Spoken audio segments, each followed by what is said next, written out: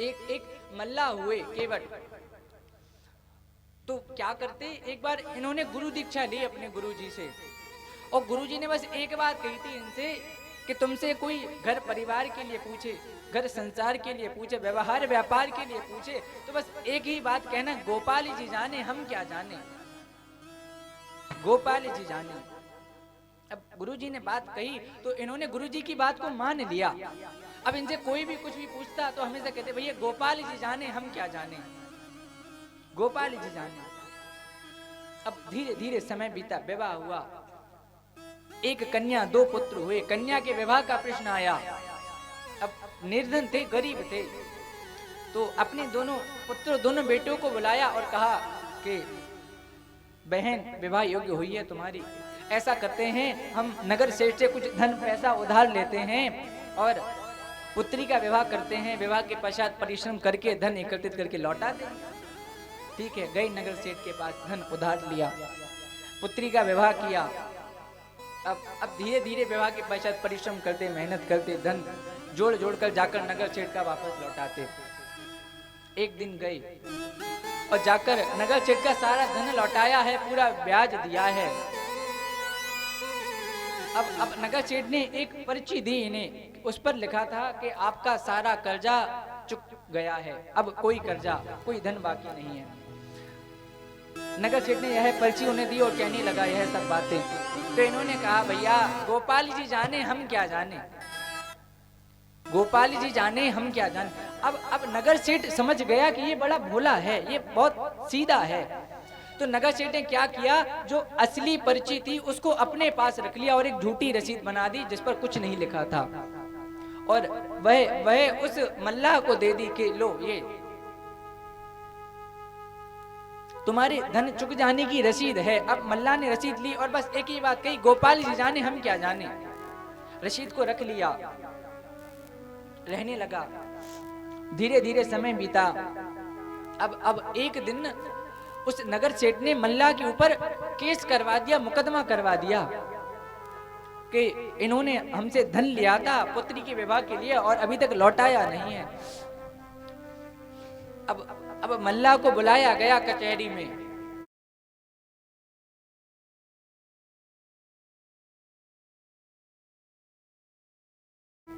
जब मल्लाह को कचहरी में बुलाया गया है तो एक और खड़ा किया गया है, एक और मल्लाह है, एक और नगर सेठ है। नगर सेठ से पूछा गया कि क्यों भैया, किस बात का केस लगाया है। नगर सेठ ने कहा इन्होंने हमसे धन उधार लिया था पुत्री के विवाह के लिए, इन्होंने हमसे धन लिया था, लेकिन इन्होंने हमारा धन लौटाया नहीं है, चुकाया नहीं है। तो जज साहब ने पूछा है मल्लाह से कि क्यों भैया तुमने इनसे धन उधार लिया था। बोले हाँ माई बाप।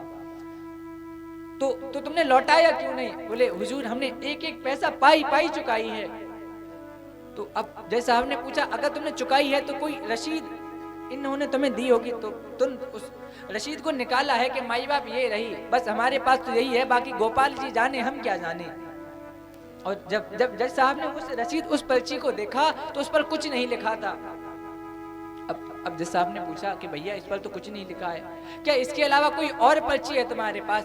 बोले गोपाल जी जाने हम क्या जाने। क्या जब तुम नगर सेठ का धन लौटाने गए थे तो क्या तुम्हारे साथ कोई और था। बोले गोपाल जी जाने हम क्या जाने। अब एक ही बात कहीं, गोपाल जी जाने हम क्या जाने, हमारे साथ तो गोपाल जी रहते हैं। अब जज साहब को ऐसा लगा कि ये गोपाल जी इनके कोई संबंधी हैं, इनके कोई मित्र हैं, जिनका ये बार बार नाम ले रहे हैं कि गोपाल जी जाने हम क्या जाने। तो जज साहब ने अपने सेवकों को बुलाया है और कहा जाओ जाकर ये जो गोपाल जी हैं इनके पास जाकर संदेशा पहुंचाओ कि जज साहब ने बुलाया है और इस महीने की 1 तारीख को उन्हें जो है अदालत में हाजिर होना है, उपस्थित होना है। अब सेवक पूरे नगर में, पूरे गांव में ढूंढ रहा है भैया गोपाल जी कहाँ रहते हैं, भैया गोपाल जी कहाँ रहते हैं, लेकिन पूरे गांव में गोपाल जी का एकमात्र मंदिर। गई मंदिर के पास और आवाज लगाई भैया गोपाल जी हैं क्या, गोपाल जी हैं क्या। पुजारी जी बाहर आए। पुजारी जी को सारी बात पता थी तो पुजारी जी ने उसको ले लिया, उस रसीद को, और कहा 1 तारीख को गोपाल जी आ जाएंगे।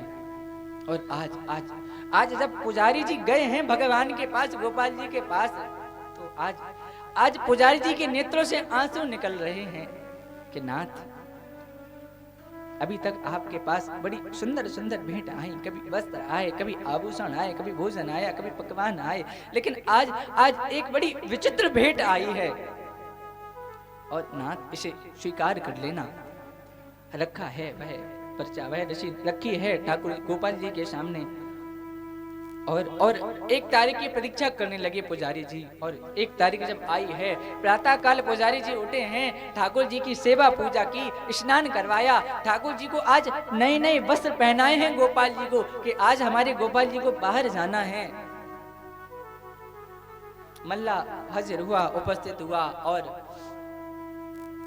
मल्ला उपस्थित हुआ है, वह नगर सेठ भी उपस्थित हुआ है।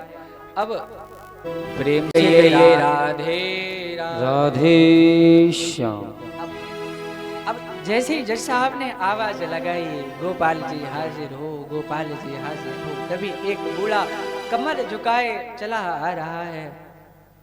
एक और बुलाया गया गोपाल जी को, कटघरे में खड़ा किया, और जज साहब ने आज पूछा है कि कहो भैया, तुम थे वहां पर जब मल्लाह ने नगर सेठ का धन लौटाया? बोला जी हुजूर। बोले जब मल्लाह ने नगर सेठ का धन लौटाया तो क्या कोई रसीद, कोई पर्ची दी नगर सेठ ने? बोले हाँ हुजूर। बोले मैं वहां पर था और मैंने देखा वो जो असली रसीद है वो नगर सेठ ने अमुक अमुक वही खाते में तिजोरी में रख रखी है। नगर सेठ यहीं रहे, आप अपने सेवक को भेजिए, वह लेकर आए पर्ची। अब गया सेवक, और जब नगर सेठ के घर जाकर देखा तो जो स्थान बताया था बूढ़े ने, वहीं पर मिली है वह पर्ची। पर आकर जज साहब ने जैसे ही देखा तो मल्लाह को बरी कर दिया, छोड़ दिया गया। नगर सेठ को जेल में बंद करवाया, कारावास दी। अब जज साहब जैसे ही कचहरी से उठकर आए हैं तो अपने कमरे में गए हैं, जाकर दरवाजा बंद किया। अब जज साहब के मन में कुछ खटका है, कुछ तो हुआ है। दरवाजा बंद कर लिया, ना किसी से बोले, ना कुछ कहा, और फूट फूट कर रोने लगे। अब घर वालों ने देखा कि जज साहब रो रहे हैं, आए घर परिवार के लोग, पूछा आप रो क्यों रहे हैं, क्या बात हुई है? जज साहब कुछ नहीं बोले, बस रोते जा रहे हैं, रोते जा रहे हैं। घर वालों ने बहुत पूछा, बहुत समझाया कि क्या हुआ है, क्या बात है, क्यों रो रहे हैं, रोने का कारण क्या है? जज साहब कहने लगे, सुख सारद नारद शेष महेश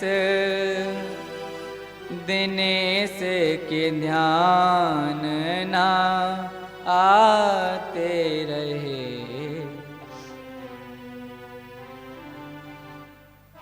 सुख सारद नारद शेष दिनेश महेश के ध्यान जो आते रहे।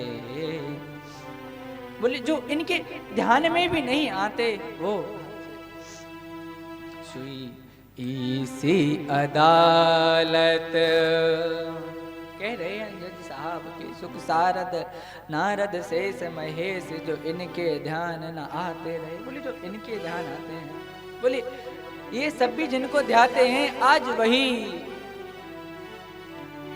सुई इसी अदालत में सन्मुख मल लाके गवाह कहाते रहे।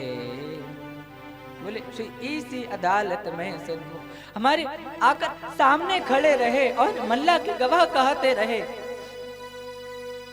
बोले तो आपके रोने का कारण क्या है? वो आए आकर चले गए इसलिए आप रो रहे हैं? बोले नहीं,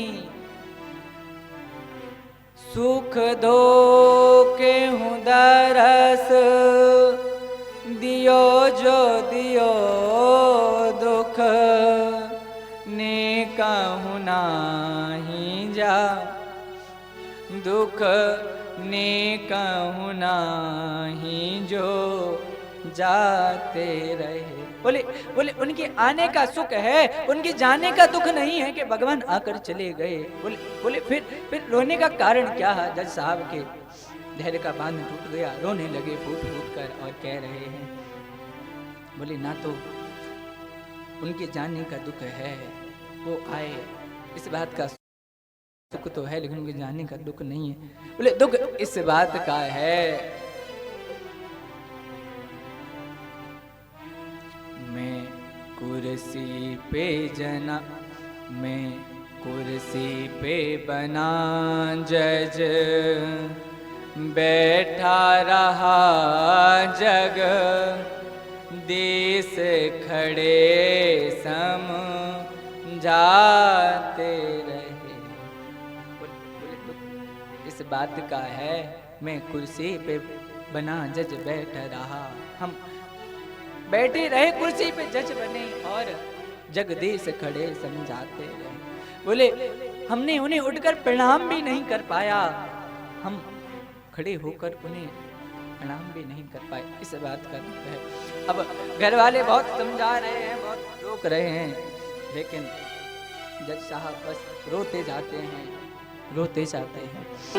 प्रेम से कहिए राधे राधे श्याम। जज साहब खूब रोते रहे बैठे बैठे, और उसी दिन एक प्रण लिया, उसी दिन अपनी नौकरी छोड़ी है, पहुंच गए वृंदावन। वृंदावन पहुंचे, रहने लगे और पूरे जीवन भर बस एक ही काम किया, रोज सवेरे जाते बिहारी जी के मंदिर में, और जब पट खुले रहते तब कभी नहीं जाते, जब द्वार बंद हो जाते तब आंगन में जाकर लोट लेते भूमि पर। किसी ने पूछा आप भगवान के दर्शन क्यों नहीं करते हैं? जब पट खुले रहते हैं ठाकुर जी के, आप तब क्यों नहीं आते? जज साहब ने कहा भैया भगवान के दर्शन करने योग्य मैं नहीं हूं। किसी ने पूछा क्यों? बोले मैंने बहुत बड़ा अपराध किया है। बोले क्या अपराध? जज साहब मैं कुर्सी पे बना जज, बैठा रहा जग, देश खड़े समझाते रहे। जीवन भर भगवान की ऐसी साधना की और जीवन भर स्वयं को अपराधी माना कि हम भगवान को उठकर खड़े होकर प्रणाम नहीं कर पाए, और ऐसा ही भाव हम सबके अंदर आना चाहिए। प्रबल प्रेम के पाले पड़ कर प्रभु को नियम बदलते देखा।